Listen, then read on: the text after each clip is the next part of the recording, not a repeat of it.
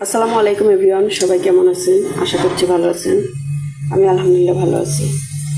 আজকে রান্না করছি বিক্রমপুরের একটা খুবই পপুলার খাবার বোয়া।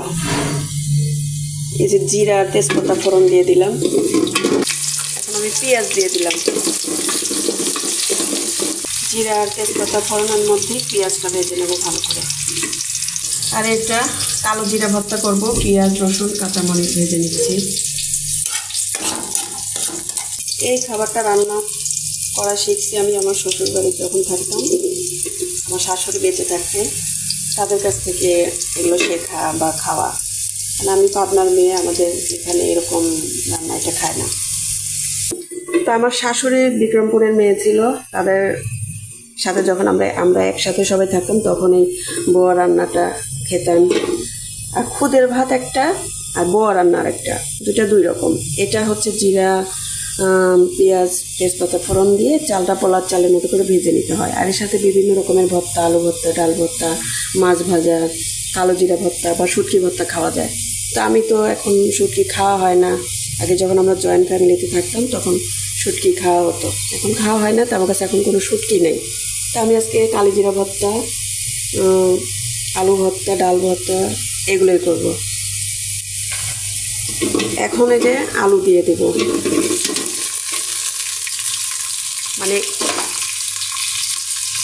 এই সাইজ করে আলু দিতে হয়, মোটা মোটা করে। আলুটা ভালো করে ভেজে নেব। তাছাড়া আমাদের পাশে একটা ভাবি ছিল, যখন আমি ঢাকায় থাকতাম, আমার শ্বশুরবাড়ির ওইদিকে থাকতাম, তখন ওনার কাছ থেকে এই বিক্রমপুরের বোয়া রান্নাটা শেখা। যাই হোক, অনেকদিন বোয়া খাই না, তাই খেতে ইচ্ছা করলো। আর বিক্রমপুরের মানুষ বা মিরপুরের, আমার শ্বশুর বাড়ি মিরপুর, সাভারে ওরা পরে বাড়ি করছিল। যাই হোক, এসব জায়গার মানুষ এই খুদের ভাত, বোয়া এগুলো খায়। আমাদের পাবনায় খুব একটা এইভাবে আমরা খাই না, আমাদের সিস্টেমটা আলাদা। আলুটা আমি এখন কিছুক্ষণ ফ্রাই করে নিয়ে তারপরে চাল দিয়ে দেব। আর এখানে রাখছি চিলি ফ্লেক্স করে রাখছি, এটা পানি দেওয়ার পরে দিয়ে দেব। আরও অনেক রকমের ভর্তা করা যায়, কিন্তু এত রকম ভর্তা আসলে করবো না এখন। আর শুটকি যেহেতু নাই, শুটকি হলে আরও মজা লাগে। শুটকি খাওয়া হয় না এখন। আর আগে যখন ঢাকায় থাকতাম, আমরা সবাই একসাথে থাকতাম।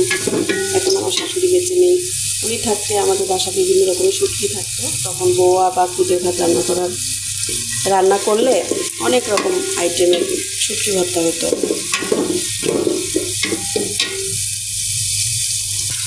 যে এখন আমি চালটা পানি ঝরিয়ে নিছি, সেই চালটা দিয়ে দিলাম। পোলার চাল যেভাবে ভেজে নেয় ওইভাবে অনেকক্ষণ ধরে চালটা ভেজে নেবে, তাহলে খুব সুন্দর হবে। চালটা আমি ভালো করে ভেজে নিছি, সুন্দর করে অনেকক্ষণ ধরে ভেজে নিছি। এবার পানি দিয়ে দেব, পরিমাণ মতো পানি। পানিটা আগে বেশি দেব না, ঝরঝরা যাতে হয় সেভাবেই পানিটা দিতে হবে। আর এখানে যে কালো জিরাটা ভেজে নেওয়া হয়েছে, এটা বেটে নেব। আর এই যে ডাল সিদ্ধ দিছি, এটা ভর্তা করব। দেব লবণ পরিমাণ মতো।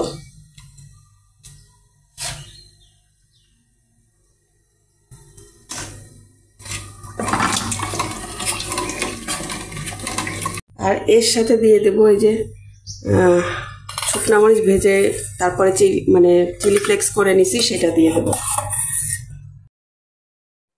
কালো জিরাটা বেটে নেব এখন।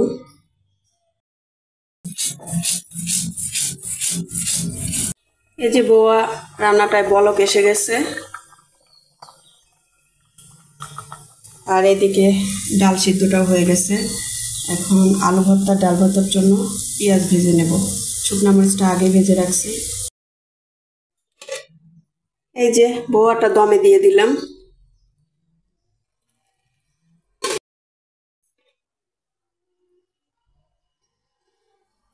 এই যে আমার বোয়াটা রেডি।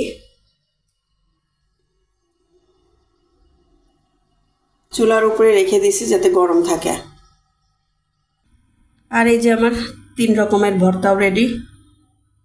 এটা ডাল ভর্তা, আলু ভর্তা, কালো জিরা ভর্তা। আর আপনাদের ভাইয়া যদি ডিম ভাজা খেতে চায় তাহলে ডিম ভেজে দেব এর সাথে। আমার আর আমার মেয়ের ডিম ভাজা লাগে না, ভর্তা হলে আর কিছুই লাগে না। এই যে বউয়া খাবো, দুপুরের খাবার খাচ্ছি বিকেলবেলা। সব কাজ শেষ করে গোসল করে মাত্র এই যে 5টা বাজে, এখন খেতে বসছি। যাই হোক, আজ এ পর্যন্তই।